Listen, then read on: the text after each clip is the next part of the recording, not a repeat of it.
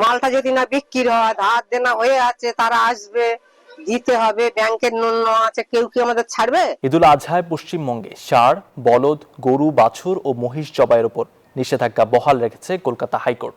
জানিয়েছে, ইসলামে গরু কুরবানি কোনো বাধ্যতামূলক ধর্মীয় প্রথা নয়।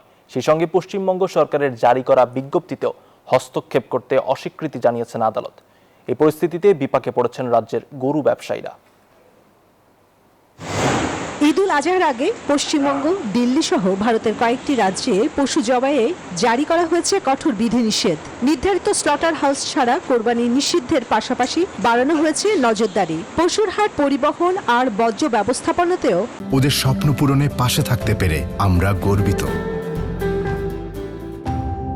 আরোপ করা হয়েছে কড়াকড়ি।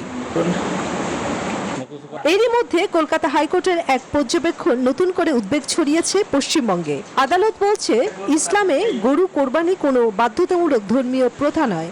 একই সঙ্গে পশ্চিমবঙ্গ সরকারের 13ই মে জারি করা নির্দেশনায় হস্তক্ষেপ করতেও অস্বীকৃতি জানিয়েছে হাইকোর্ট। ফলে ঈদের আগে গরু জবাই সংক্রান্ত বিধিনিষেধ বহাল থাকছে।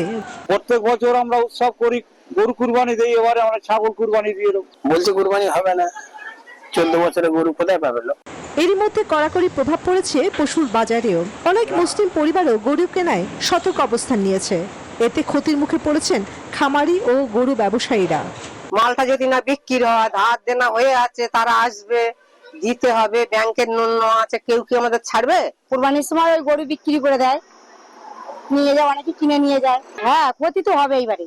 বিরোধীদের অভিযোগ, ধর্মীয় স্বাধীনতায় হস্তক্ষেপ করছে প্রশাসন। তবে রাজ্য সরকারের দাবি, আইন শৃঙ্খলা, জনস্বাস্থ্য ও পরিবেশ সুরক্ষার স্বার্থেই নেওয়া হয়েছে এই কঠোর অবস্থান।